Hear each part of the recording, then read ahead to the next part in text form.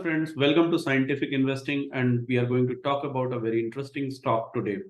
And it is said that some of the best investments happen in not so good times. And currently, if we see in last few months, we had one such time where there has been a lot of supply chain surprise. There has been a lot of raw material pressure. A lot of companies has gone through margin, contraction. And in that, we found something which looks quite interesting to us. And in fact, a few weeks back, when we made a video on 5 interesting stocks, this stock was one of them. And I thought to make a detailed video on this. So the company is none other than Ultramarine Pigments. Now, why we got interested in ultramarine pigments? So whenever I invest in a very, not even I will call small cap, but you can say somewhere between micro cap and small cap, like companies around 500, 600,000 crore market cap. So whenever I try to invest in stock, these kind of stocks, I never try to compromise on the overall business quality. And it is very difficult to get a business which is of decent quality in this range because companies are very small, they're more prone to risk, their financials has a lot of volatility. So getting a stock in this range, which is doing good in terms of top line, which has done good in terms of bottom line, which is able to, relatively secure its margins, which is strong in terms of balance sheet, debt-free, neat and clean management, decent cash flows, and with good future prospect in terms of growth. This is what typically, makes any stock wealth creator. And every stock goes through its up and down. But if we get a stock where it has certain characteristics, then it becomes important to study those kind of stock. And I found Ultramarine having somewhat similar characteristics. So let's start looking into this particular stock story. So a little bit about the business of Ultramarine. Ultramarine is in the business of pigments and surfactants, which is related to chemical industry. And also they have a small IT business, which is not growing, but it's a profitable business. So they're carrying, and they have a very small detergent business. The company has 3 factories in Ambattur, Ranipet, and Naidupet. And the company is run by professional management. The promoters are Mr. R. Sampath and Ms. Tara Saparthasarthi. She is the joint managing director. Now, in any company, I give a lot of importance to its history because for me, the history is very important. And many of you would have seen companies with 3-4 years of history. Everything looks great, but then you get surprises because we don't know the cycle of the company. We don't know how the company has performed over a long period of time. Has the management made its promises? So it becomes very important. And we look at Ultramarine's history. When we look at 8-year data or 5-year data, 3-year data, when we look, we see the company has done reasonably well in terms of sales. In terms of profit, 8-year the company had done well. 5-year also looks okay, but last 3-4 year of performance has not been great. And we all know what has happened in COVID and the whole, the scenario of the margin because of supply chain issues and raw material prices going up and all of that. But despite of all of that, if we look at the company performance from a long-term perspective, which is, kind of 5-year performance, the EPS cash flow performance has been good. The only question is this 3-year of underperformance. Is it a one-time off kind of scenario, or is it like a structural degradation of business, which we will try to understand when we look. Also, if we look at ratios like PAT to cash flow conversion, the company looks very good. The company is able to generate its profit into cash flows, and the company has been able to deploy a reasonable amount of those cash flows into capex, and it has generated decent free cash flow even after the capex deployment. Also, you'll see that company works on a decent margin, almost on a 14% margin, a 14% PAT margin on an average basis for long term. It's not that every small company can do. Further, if we look at the ROA, ROE, ROCE of the business, it's quite decent in mid double digit. This Sunday, tomorrow, we are doing a major sector super session on auto and EV sector, where we are going to cover the auto sector in detail. We are also going to cover the whole electric vehicle landscape in detail. We are going to cover some 15-20 plus companies. We will cover the short, medium, and long-term view so that as investors, we are better prepared to play the EV cycle. So in case you are interested, do register and do pay. One more thing, the amount which is there once we do the webinar, the same webinar is recording will be available, but it will be available at a much higher price. So do avail the current opportunity. One more thing, what you will get along with this webinar is we have built a dedicated auto sector dashboard, which is a very intelligent dashboard in terms of the way we are designed. Because auto is a big sector. You have two-wheeler players, three-wheeler players, four-wheeler. You have players related to EV. You have players who provide, suspension, who provides bearing. So it's a very, very big sector, and we have tried to put a lot of intelligence so that you can get a better understanding of that sector. So along with the presentation, along with the video, you are going to get few very interesting dashboards, which will help you to do your analysis. So I look forward to host you for the auto sector webinar. So I'm keeping this presentation bit number financial heavy because this is how we start analyzing these businesses. And if something comes interesting, I try to get deeper into business. So another data which I really liked was when I look at the cash flows of the company. And whenever we analyze cash flow, we should not rely on 1 year of data, because on a 1 year basis, cash flows will have a lot of volatility. So what I do is I take the average cash flow of 3 years, and then I try to plot a rolling average data of that. So here is the cash flow data of Ultramarine for last 10 years. And you can see the cash flow has grown actually from 18 crores to 47 crores, which is almost a 2.5x jump in the cash flow. Also, if we look at the margins, the company has been able to improve its EBITDA margin, improve its PAT margin. Only last year, the company has suffered on the margin side. The reasons we know what is going in the market in terms of the whole supply chain disruption, but the company has been able to consistently grow its cash flows, has decent ROCE, very good, EBITDA margin, and decent lift in the EBITDA margin and the profit margin. Now, talking more about business. So as we said, the company is there in pigment and surfactant. So basically, what is pigment? Pigment, it's a colored material, and in layman terms, it is like a group of compound which is used to color some other material. So it's a chemical compound which is used for coloring. So that is what pigment is. So like when you see color of some of your materials, like color of a medicine, or color of the seat chairs, or color of the baskets, or the color of blue color of water bottles. So there are a lot of places, the goods which we carry, and if you see it's colored, it happens because of pigments. Now coming to surfactants, surfactants are compounds which may act as a detergent, or a weighting agent, or a emulsifier, or a foaming agent. So many times in washing, whether we use a detergent, or we use a washing gel or washing powder or something. So all the properties of foaming and all that happens because of surfactant. So that is basically what is a surfactant all about. So when we look at ultramarine, is a kind of mainly a pigment and surfactant player. And if we look at the emergence of ultramarine in last 10 years, earlier it was 34% pigment, 50% surfactants, and then the IT business and all, and the detergent was a small business. But now when we look at the business, how it has evolved, the surfactants has become more and more important, and almost 66% of revenue comes from surfactant.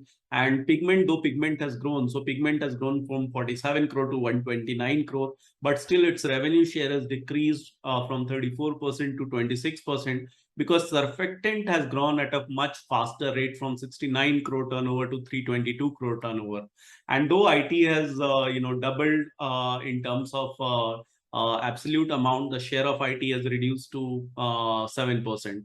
So all these three businesses have been growing, but the surfactant business has grown at a very fast pace, and hence now surfactant is almost 66% of the business. So there are different kinds of pigments, and for ultramarine, they're popular for a pigment called pigment blue 29.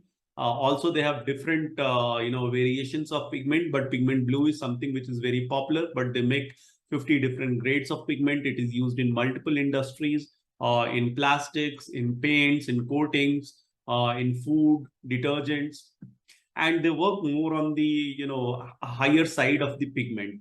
So coming to surfactant, as I said, they act as an emulsifier or foaming agent. So primarily company produces deals with two surfactants, which is Labasa and alpha olefin sulfonates. So these are the two popular surfactants which they sell, and this is primarily used in FMCG industry, for cosmetic purpose, shampoo purposes, laundry, soap and detergent purposes. So given we know the company has increased its sales from 139 crore in FY12 to almost 500 crore in FY22, it has been able to improve its margin. If we try to understand how it has happened, so the company has grown across the business verticals. We can see that the pigment, if we look at the pigment growth, pigment has grown at a 12% 5-year CAGR, surfactant has grown at a 17% 5-year CAGR, and even the rest of the small businesses have grown. And what they have done, they have launched new value-added products. So if we read FY20 annual report, the company says more than 30% of products which were there, the new products which were launched, they had more than 30% of high value grade, and the share of these products improved by more than 150% compared to 2016-17. Also, the company focused on the export market. So, more surfactant business, more value add products, more export business, all of this led to improvement in the margins and, better cash flow and higher cash flows. And even during the tough COVID time, company was able to manage its top line from 311 crore to 312 crore. And in fact, this year, FY22, the company's revenue grew from 312 crore to 491 crore, which was because of one of the capex plant which came live in the surfactant, and the surfactant business revenue grew from 184 crore to 322 crore. The only reason why profitability suffered because of the raw material pressure. But if we look at the FY22 annual report, which has come, company has again new capex plan. So almost 107 crore of capex plan is there, both distributed across pigment as well as surfactant. So let us look at the company valuation. And if we look at the history, we know the company has grown almost, at a 14-15% kind of growth rate in terms of sales, though the margins have been recently, it has been bad, though they had a very good trajectory of the margin. Now, what is interesting is if you look at the 107 crore of capex, which is so over 2-3 year period, I have taken over currently the 400 crore revenue. The company can do 200 crores more additional revenue. So we can take almost a 610 crore of revenue projection 2-3 years down the line. And the company works on average EBIT margin around 22%. So if we take this 610 crore revenue number with 22% margin, it looks like the company can do almost a 134 crore EBIT in next 2-3 years.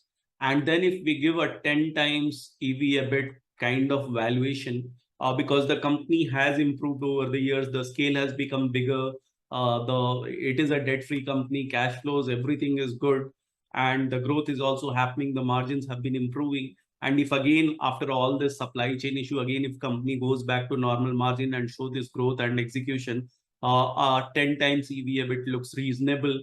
So the company can garner a valuation of 1340 crore. And currently the market cap, when I analyze, was somewhere around 980 crore. So it looks like a decent 17% CAGR possibility. But there is something which is very interesting about this company, and let me highlight now. So you would have heard about another company called Thirumalai Chemicals, and actually Thirumalai Chemical share has done really well in last 2-3 years. That also has become a kind of three bagger, if I remember. And Thirumalai shares are valued at around 2,500 crore. Now Ultramarine and Thirumalai, they belong to the same promoter group, and Ultramarine holds 20% stake in Thirumalai Chemicals, and Thirumalai holds certain stake in Ultramarine. And in the AGM, the management said that this is a strategic kind of allocation and they're not going to sell it off, which is a negative also. But what I want to highlight is Thirumalai Chemicals trades at a valuation of 2,500-2,600 crore. Ultramarine holds 20% in Thirumalai. So if you take that 2,500 crore, Ultramarine holds almost 500 crores of valuation of Thirumalai share. if you give a kind of holdco discount, 50% discount, still you can value that stake at 250 crores. So the current market cap is around 980 crore, and you take this 250 crore and little bit of cash around, if all you add it up, almost you are getting 280 crores of valuation covered there. So net you are paying only 700 crore.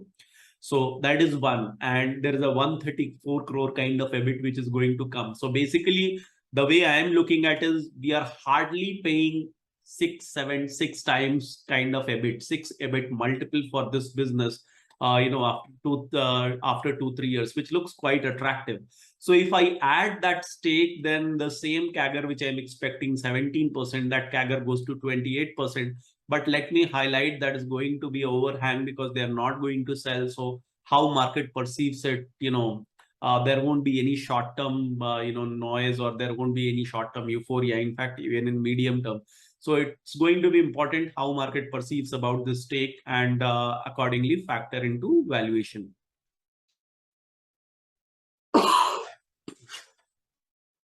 One more thing I would highlight is I have taken this number of top line of 610 crore, but the kind of projections management has given in the AGM, they were talking about doing 750 crore of revenue, which is quite possible, but I have taken a more conservative number. But if they can do a 750 or 700 crore of revenue with this kind of normalized EBIT margin, then I think, the profit numbers could be, much better. But let's see, because still all the supply chain issues are going on. A lot of chemical companies are coming with results where the margins are still compressed. So we need to see how it evolves. Now let us look at the charts of ultramarine pigment. So to me, actually, I have accumulated this stock around 300 and 310 price band, because you can see around 292, 295. The stock has given a lot of support, and again the stock had come back to this price, and from there it reversed. So I felt comfortable both valuation wise as well as chart wise to accumulate at that level. Now let us look at the risks in this company. So first and foremost, in any chemical company, there is a raw material cyclicity risk, and right now this risk is playing, and that is why the margins of the company has been affected, and that is why, despite of very good top line, the bottom line has been affected, and that is why the stock may be available at this valuation. Second, it's a very small stock, 900 crore market cap, and out of that, promoters hold a decent chunk. So the liquidity in the shareholding is very low. I mean, even if you look at the daily trade data, it's not a very liquid stock. And liquid small cap, micro cap kind of stocks, when things good happen in a good way, they can go to any extent. But if some bad news comes, they can also get butchered. So volatility will be a part of this kind of stock. Third, there is some related party selling is happening, and this is an interesting point because many people are thinking promoters are selling, but actually promoters are not selling. On paper, it will look like promoters are selling, but there are some 15-20 names in the promoter, and the promoters who are part of the business, there are only 4-5. There are a lot of people who are not in the day-to-day operation, and 2-3 of them, they are selling their shares, and that is why it's coming in promoters selling. And from last 1-2 years, they have been selling. Still, they are left with good 40 crores of worth of shares. So if they keep selling, there will be a pricing pressure, and maybe that is why the share price has fallen. The next is the information availability, because the company doesn't conduct any con calls. So there is only one AGM. No analyst tracks this company. Even I tried to seek some planned visit, but the company doesn't seem to provide a lot of information. So information availability is going to be a risk. The size and scale, because small companies inherently by nature, they are more volatile because of small size. Of course, the competition and margin, because there are players in the pigment division and surfactant division. So far, the company has done well in terms of margin, looking at the history, except this exceptional year. But nonetheless, that remains a risk. There are certain industries where the pigment industry, if I look at it, the growth is not that great. So my understanding is when the company has done well, they have snatched market share either from organized or unorganized market. But these are segments which are growing at 5 to 8% at max. So if the company is growing at a higher rate, it means they are grabbing the market share. And because the company exports to other countries also, there is a forex risk involved. Though for the surfactant, what I read is most of the raw material they are imported. So in that way, it's it's a natural hedge to a certain extent, but still there's a commodity risk involved. So this was all about Ultramarine Pigments, a very small company, but looks a very clean and good company with a good potential future. Let us see how it plays out. If you liked our video, do subscribe, do like, do share it with others, because this is the only way we can reach to more people. And if you have not subscribed, subscribe it, press the bell icon so that you stay updated.